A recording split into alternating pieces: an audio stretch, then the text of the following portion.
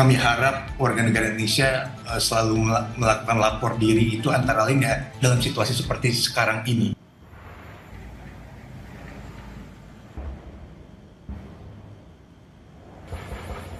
Yang Anda dengarkan adalah suara tembakan dan juga dentuman meriam terdengar di beberapa wilayah perbatasan Thailand dan Kamboja.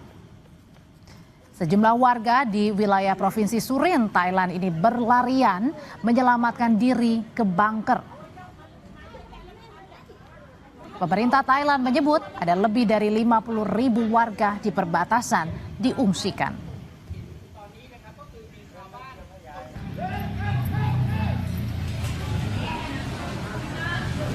Situasi serupa juga terjadi di Kamboja. Ada sedikitnya 20.000 warga Kamboja di sana dievakuasi, salah satunya ke daerah Banteay Kamar. Di hari ketiga konflik Thailand-Kamboja, total ada 19 orang tewas di Thailand. Sebagian besar korban adalah warga sipil. Sementara untuk pihak Kamboja, korban tewas mencapai 13 orang.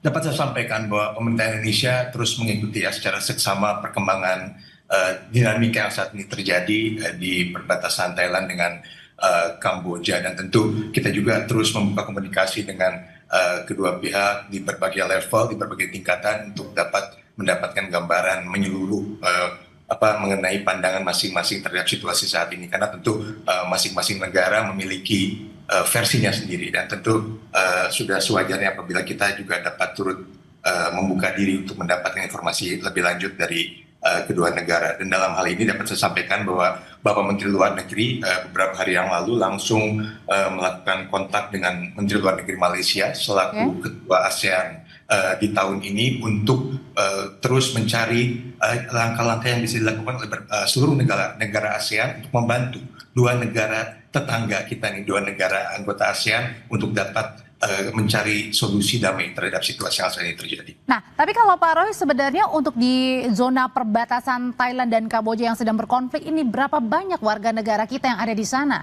di zona merah?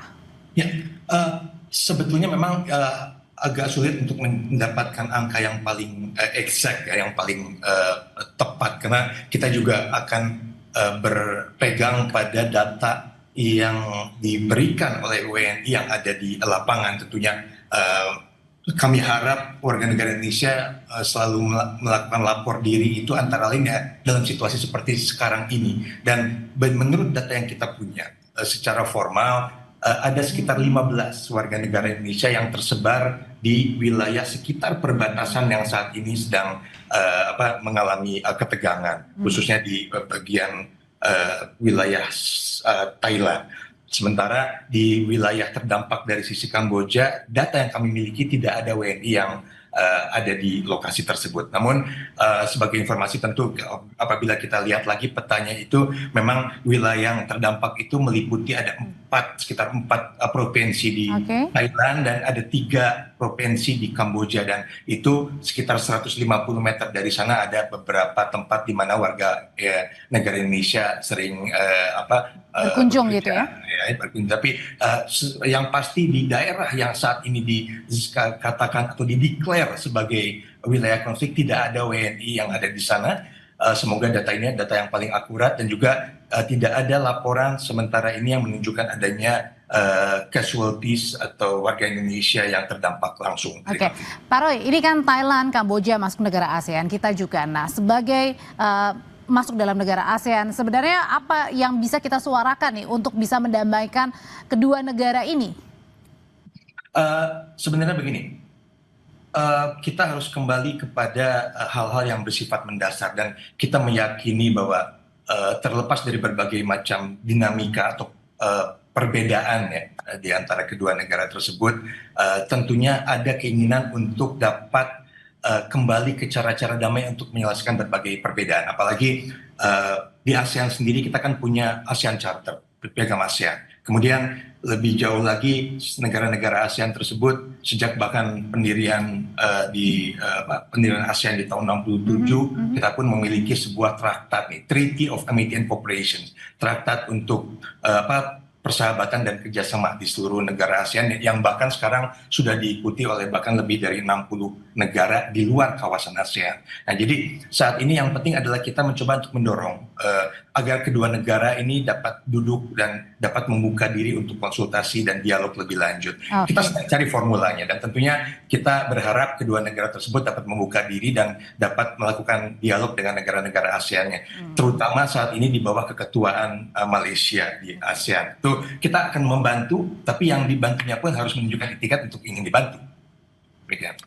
Oke, Pak, kemudian kita balik lagi ya berbicara masalah Thailand dan juga Kamboja. Nah, ini kan Thailand juga salah satu destinasi atau tujuan yang biasanya juga sering ya warga negara Indonesia pergi ke sana. Apakah ada imbauan khusus ini untuk tidak pergi sementara waktu, baik ke Thailand atau ke Kamboja?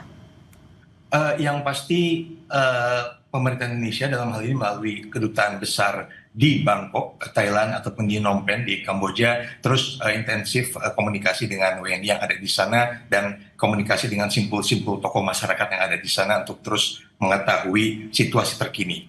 Dan juga melalui kedua KBRI tersebut pemerintah Indonesia sudah mengeluarkan himbauan untuk tetap tenang dan waspada dan juga untuk sebisa mungkin menghindari atau membatasi perjalanan ke wilayah yang terdampak langsung. Saya ulangi, dari atau batasi perjalanan ke wilayah yang terdampak langsung. Artinya tentu di sana ada ruang untuk warga negara Indonesia apabila tetap ingin melakukan perjalanan ke kedua negara tersebut di luar di wilayah-wilayah yang saat ini sedang yang krusial ya. Berarti dan juga tentu yang paling penting terus mengikuti pemberitaan dari sumber-sumber resmi, baik itu dari otoritas setempat ataupun dari informasi dari pemerintah Indonesia. Ya, Pak Roy, ini kan perang Thailand, Kamboja, konflik kepemilikan wilayah ini terjadi cukup lama dan sekarang kemudian memanas kembali. Nah, kemudian apakah juga dalam waktu dekat begitu bersama Malaysia juga akan duduk bersama nih negara-negara ASEAN supaya ini tidak semakin melebar konfliknya? Ya, sebetulnya tanpa disebut ya ini given untuk ASEAN itu.